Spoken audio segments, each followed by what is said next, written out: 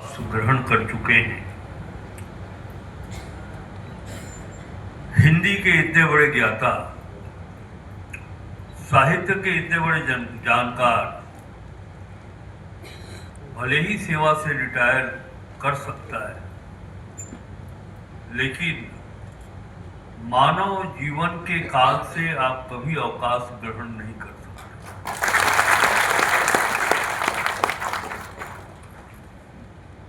जितना पुण्य विचार के साथ, निश्चल भाव के साथ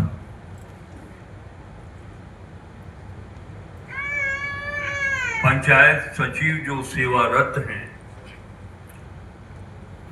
उनके स्वर्णिम भविष्य की चिंता आपके मन में है। बहुत कम लोगों में ये कमिटमेंट देखने को मिलता है। कार्यक्रम की अध्यक्षता कर रहे माननीय श्री विनय कुमार सिन्हा जी, श्री जितेंद्र सिंह जी, झारखंड पंचायत सचिव के अध्यक्ष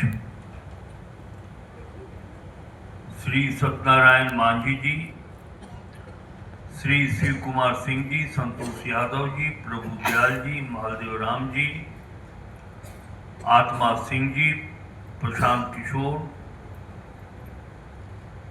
हमारे दल के वरिष्ठ नेता अरुण सिंह जी, भोला सिंह जी, राजकमल तिवारी जी, धनवंत चौधरी जी, दीपक पासवान जी, अशोक सोनू जी, रंजीत जायसवाल जी, नकुल प्रसाद महतो जी, जय राम राय जी, मंगल यादव जी, नवल किशोर जी। आप में से कोई महामंत्री भी थे संगठन के? महामंत्री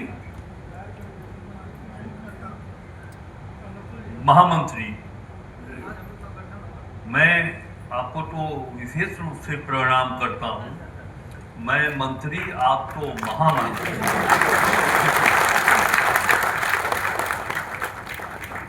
मंत्रियों के मंत्री। जब मैं बैठे संबोधन के क्रम में आपके पदनाम के बारे में जानकारी मिली तो मुझे लगा कि मुझसे भी एक सभागार में वरिष्ठ पदधारी बैठे हुए, तो आपको तो विशेष रूप से प्रणाम। मैं अपने जिले के पंचायती राज पदाधिकारी जी को अंतिम क्रम में संबोधित करना चाह रहा था। उसका मुख्य कारण यह है कि इसी 31 अक्टूबर को आप अपने सेवा से अवकाश ग्रहण करने वाले हैं।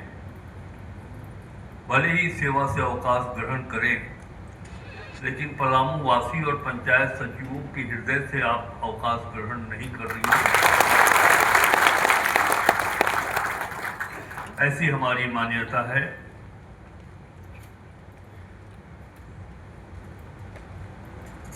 मैं अभिभूत हूं कि एक विश्वास आपने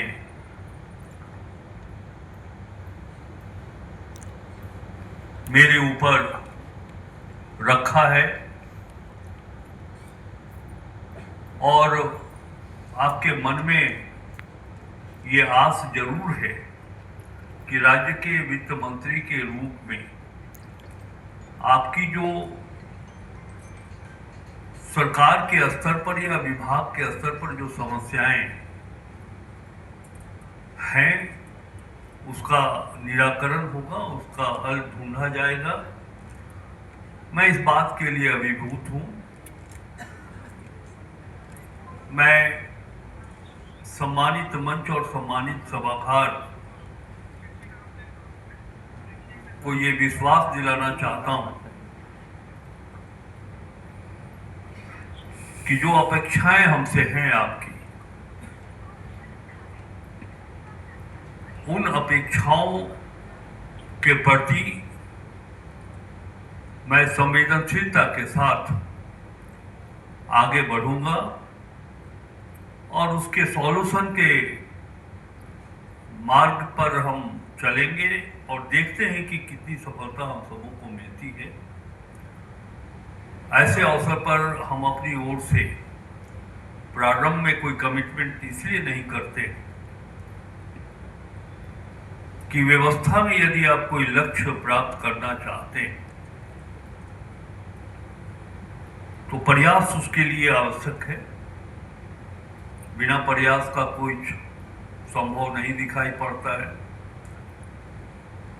तो बहुत ही पवित्र मन से आपकी समस्याओं के निराकरण के लिए मैं प्रयास करूंगा और इसलिए करूंगा और इसलिए करना भी चाहिए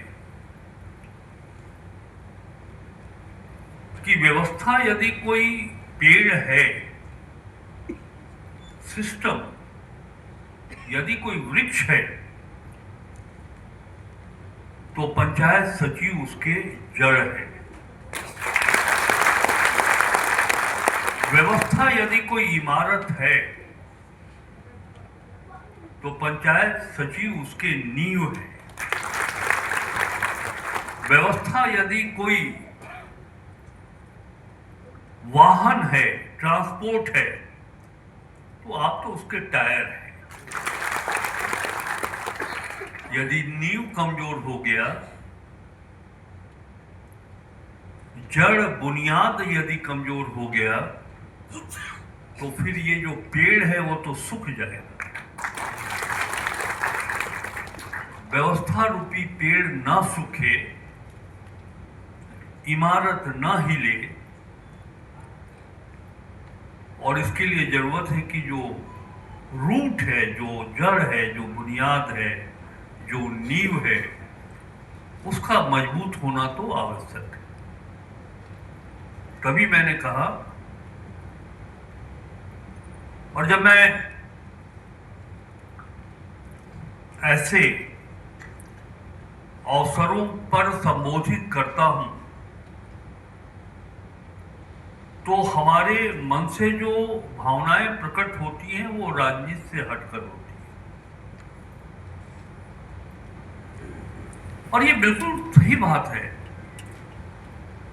कि जब बुनियाद कमजोर हो जाएगा, ये जो सिस्टम जिसके बारे में आप चर्चा कर रहे थे कि चाहे वो भारत सरकार की योजना हो या राज्य सरकार की योजना हो, उसके क्रियान्वयन की जिम्मेवारी आपके ऊपर होती है, पंचायत सचिवों के ऊपर होती है।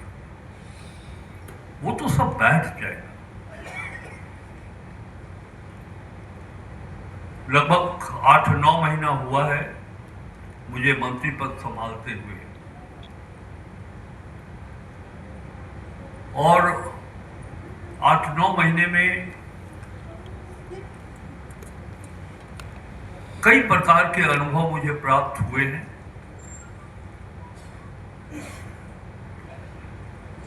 लेकिन इसके पहले कि मैं कुछ वास्तविकता इस सभागार में रखूं, इतना हम जरूर कहना चाहेंगे कि श्री हेमंत सोरेन जी के नेतृत्व में जो इंडिया गठबंधन की सरकार है, उसके अंदर एक संवेदनशीलता है, और हमारी सरकार इस बात को अच्छी तरह से जानती है कि हमारे तंत्र को चलाने वाले लोग यदि अधिकार और सुविधा सम्मत नहीं होंगे, संपन्न नहीं होंगे, तो फिर हम आगे नहीं बढ़ पाएंगे। कोई राजनीतिक दृष्टिकोण हमारा नहीं है संचालक जी, आदरणीय मनु तिवारी जी, लेकिन इतना मैं जरूर कह सकता हूं अपने अनुभव के आधार पर कि राज्य निर्माण के 18-19 वर्षों के बाद जिस दिशा में या जिस संगठन को मजबूती मिलनी चाहिए थी इस राज्य में, वो मजबूती नहीं मिली। किसी का ध्यान ही नहीं गया। किसी ने ये सोचा भी नहीं पूर्ववर्ती सरकार ने कि कैसे हम अपनी व्यवस्था के नींव को मजबूत करें।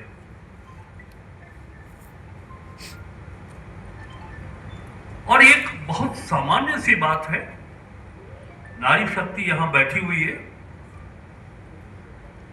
जब एक बच्चा हमारा जन्म लेता है तो शैशव काल में ही उसकी देख रेख, उसके अच्छे स्वास्थ्य की बात करते हैं,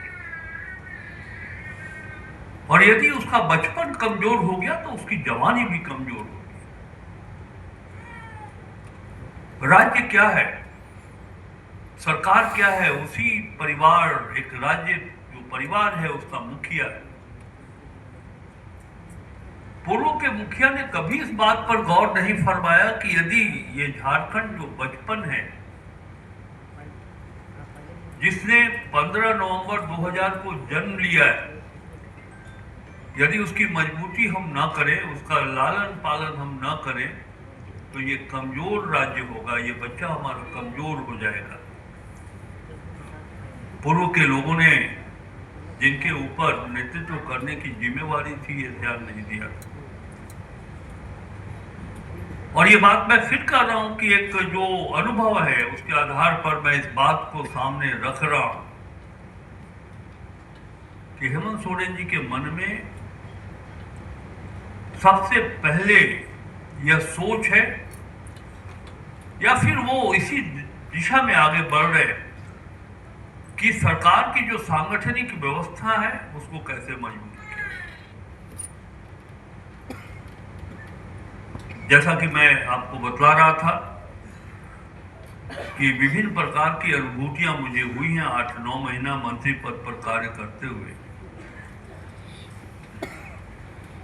मैं झारखंड सरकार के कार्मिक विभाग की कार्य संस्कृति से भी चिंतित, जो कार्यशैली है उससे भी चिंतित। समय पे प्रमोशन नहीं मिलना, एक विभाग में विभागीय स्तर पर प्रोन्नति प्राप्त कर लोग अंचल अधिकारी से लेकर और आगे बढ़ते हैं, और उसी सरकारी तंत्र में दूसरे विभाग के लोग पंचायत सचिव के रूप में आते हैं और वहीं से वो रिटायर कर जाते हैं। ये अंतर क्यों?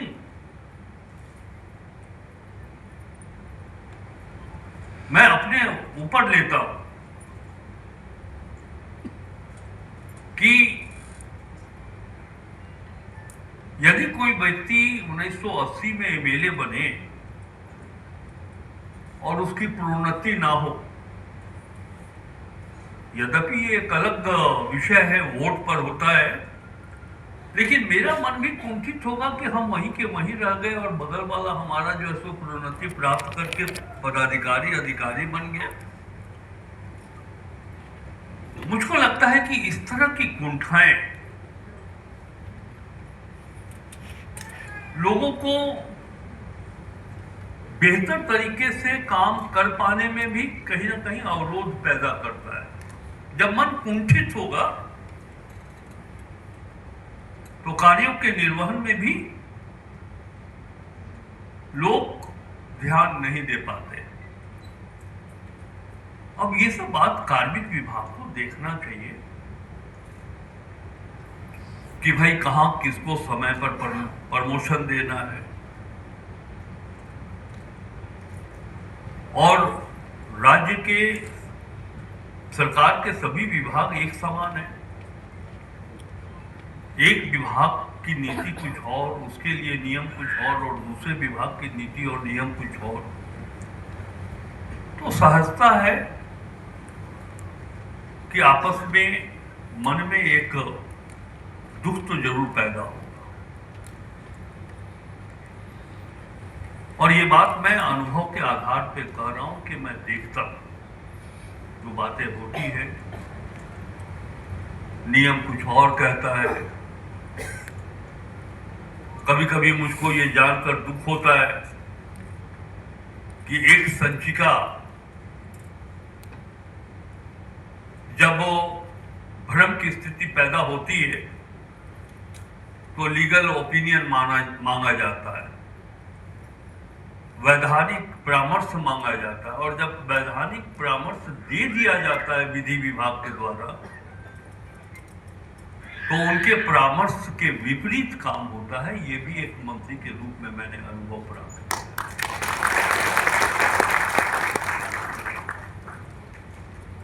और ये बात मैं फिर कर रहा हूं कि जो कार्यपालिका की व्यवस्था है,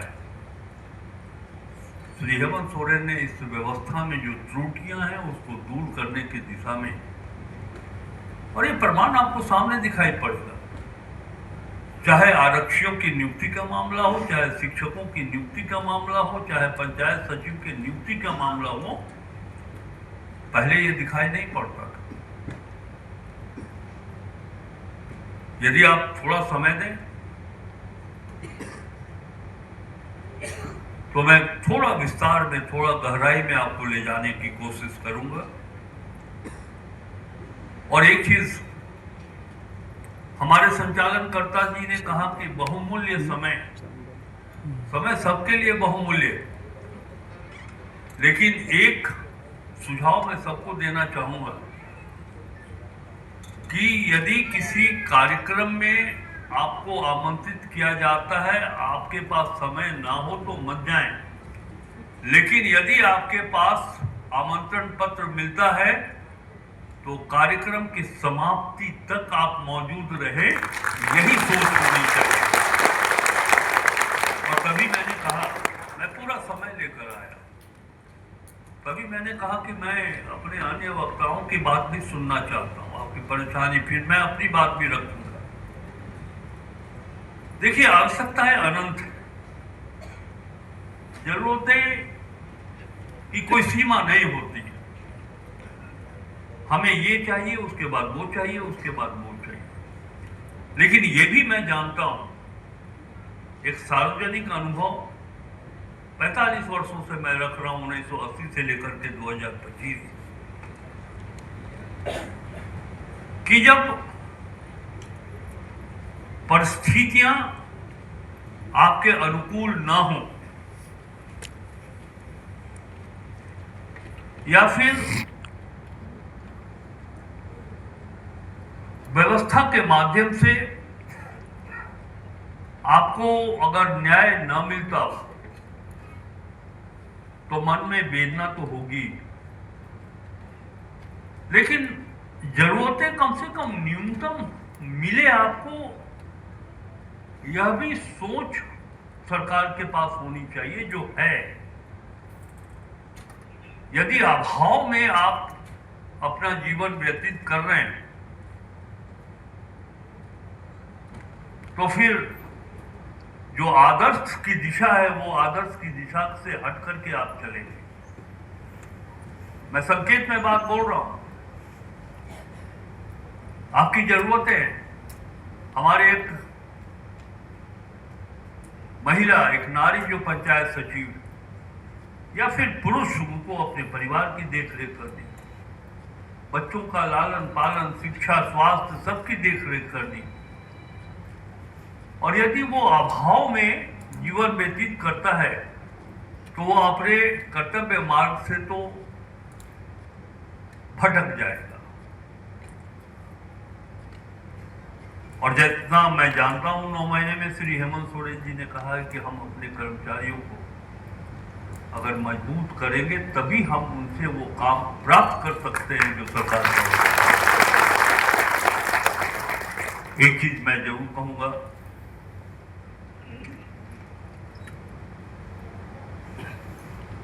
100% सिस्टम दुरुस्त दिखाई नहीं पड़े, और ये आज की बात नहीं है। आदि काल से अगर व्यवस्थाओं पर आप नजर डालें, चाहे वो राम राज्य का काल हो, महाभारत का काल हो, लेकर आज तक, कोई यदि ये सोचता हो कि व्यवस्था, वातावरण 100% 100% उसमें शुद्धता नजर आए, कहीं ना कहीं त्रुटि जरूर नजर आए।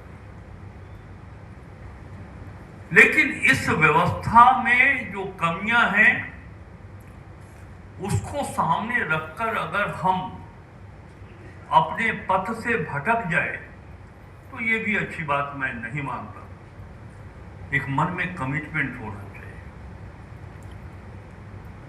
जहां सरकार की ये जिम्मेवारी है कि हम अपने नींव को पंचायत सचिव जैसे पद को मजबूत करें, वहीं आपकी भी जिम्मेवारी बनती है। बहुत बड़ी जिम्मेवारी आपके ऊपर है।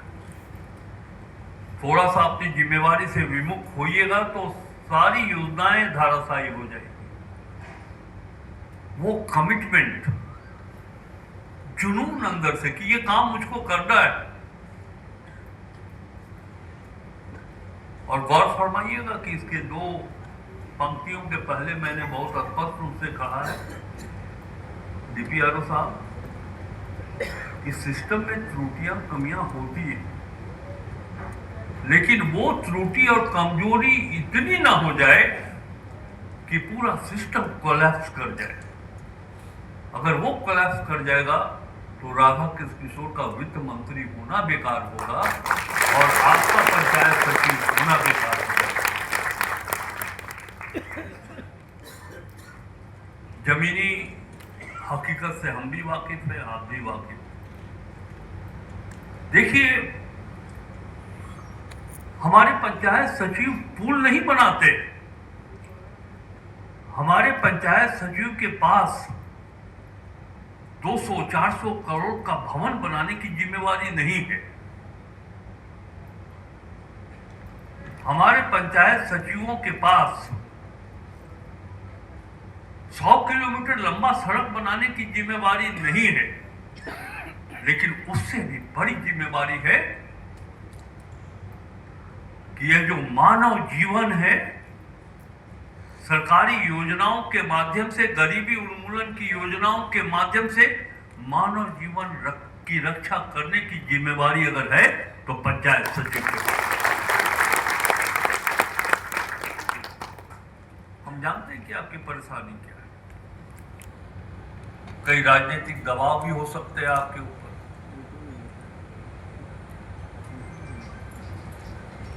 ये एक चक्र है जिसके बीच में हमारे पंचायत सचिव हैं।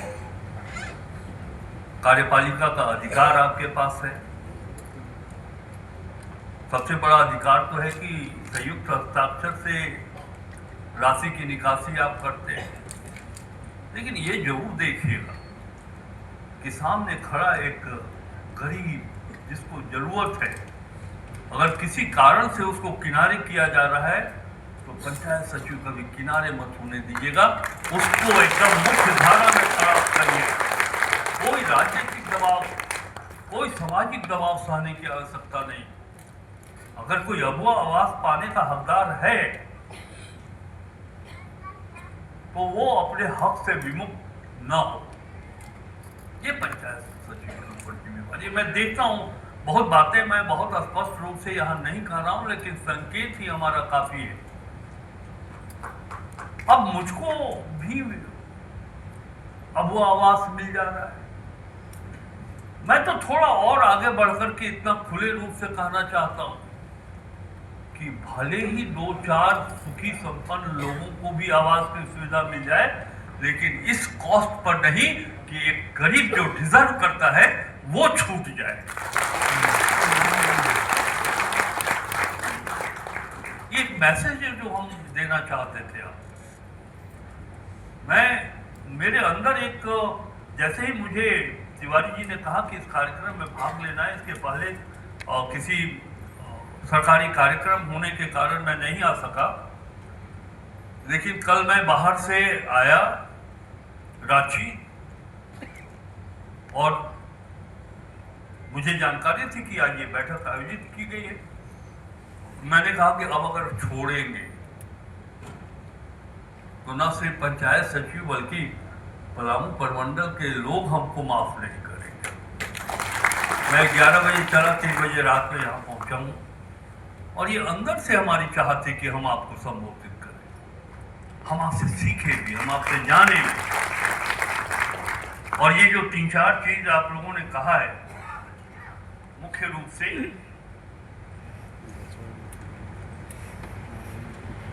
वेतन पे ग्रेड के निर्धारण के बारे में,